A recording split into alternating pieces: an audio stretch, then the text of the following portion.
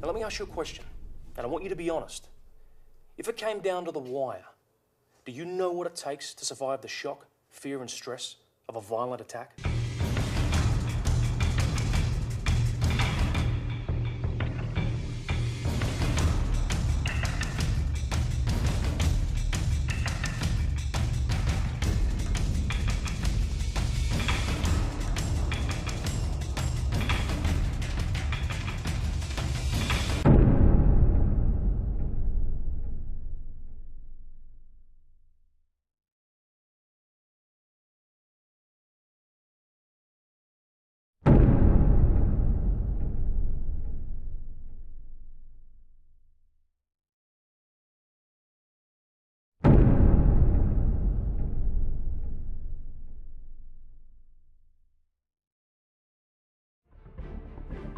Krav Maga on one hand is extremely sophisticated.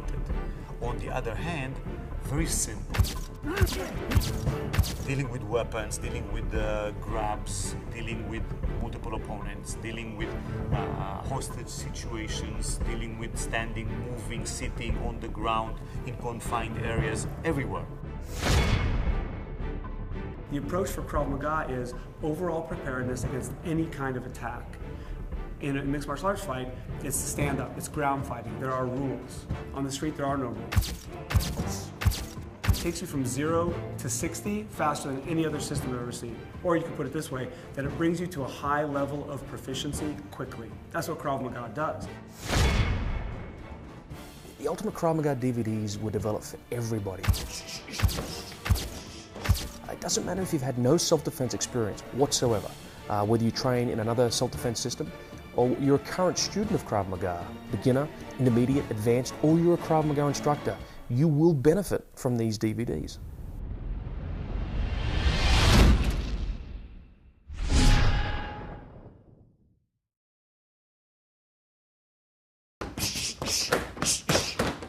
So let's recap.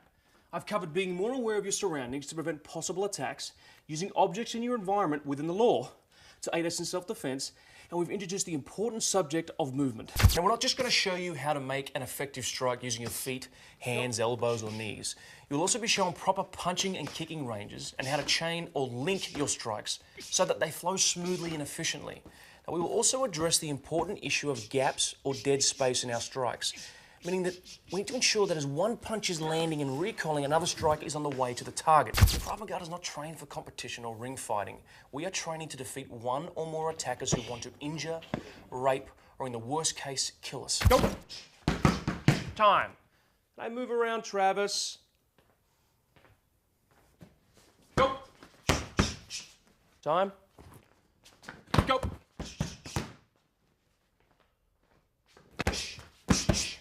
What was Travis doing? As he was striking the pad and recoiling, the second strike was delivered, eliminating the dead spaces or gaps.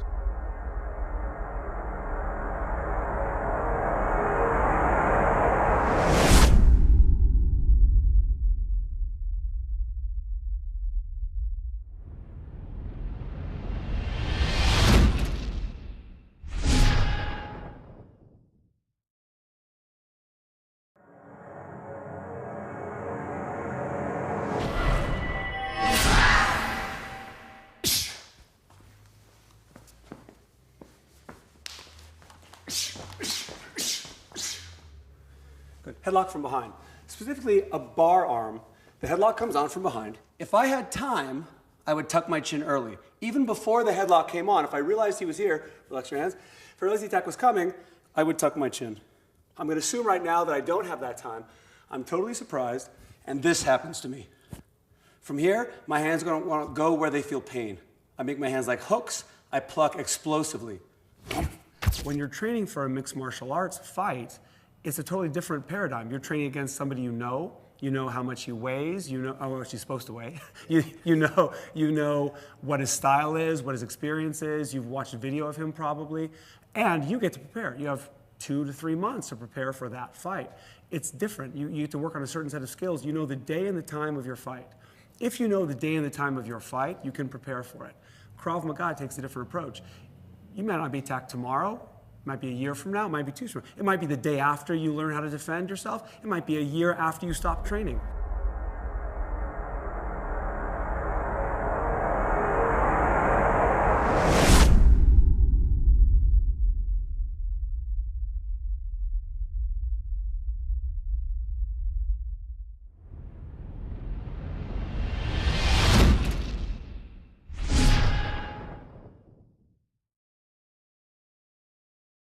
Fights are messy, savage, and violent, period. Now, someone sucker punching you in the face or kicking you in the head when you're on the ground can be life-threatening and is brutal beyond imagination. However, when we talk about fighting, what do we think of? Boxing, karate, mixed martial arts like cage and other championship fighting? Now, these are violent sports that present violence in a realistic way. However, unlike most of us, these fighters are top athletes who have years of dedicated training and experience. Now, they are some of the world's toughest fighters, and I have no doubt that most of them could survive an unarmed street attack. But remember, competition fights are governed by rules and time, enforced by a referee who can stop the fight. Now try to imagine what would happen if someone without this level of training is attacked at home or is involved in a fight on the street. Maybe there's more than one attacker. There are no rules. We have to do whatever it takes to survive. Thugs and criminals, by definition, don't live by our rules. So we need to train and mentally prepare for this eventuality by thinking outside the ring. Let's be brutally honest. No training can ever fully prepare us for the shock of a violent confrontation, particularly in a situation where we risk serious injury or death. This is where all of our awareness, movement, striking, self-defense training must come together and replicate these realities as close as possible. Remember, on the street there are no rules. And unfortunately, we can't tap out.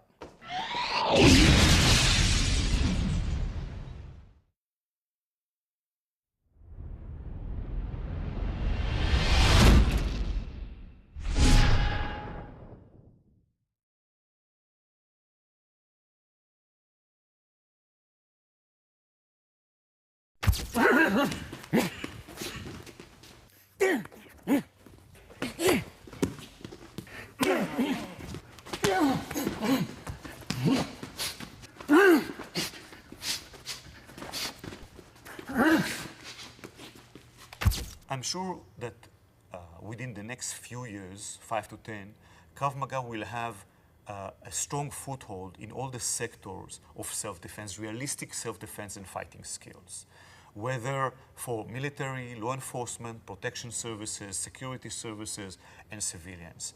It is simple. Im used to say, everybody will come my way, meaning everybody will understand the necessity of the self-defense, defensive tactics, fighting skills, and will come in our way, because our way is to deal with realistic problems.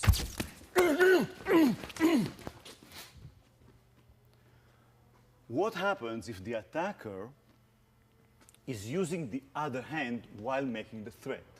Meaning he's pushing me.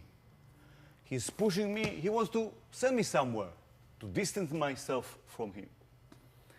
So, when he is doing that, I'm deflecting his push. Deflecting the push and sending my other hand for redirecting the line of fire.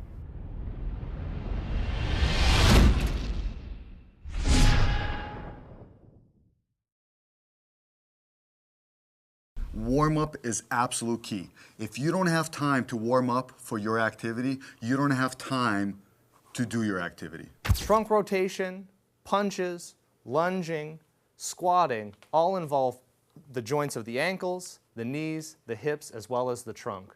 If the spine is moving freely, the muscles around the hips and the pelvis have to have the appropriate length as well as glide in order to prevent restriction in movement, which will lead to repetitive stress injuries.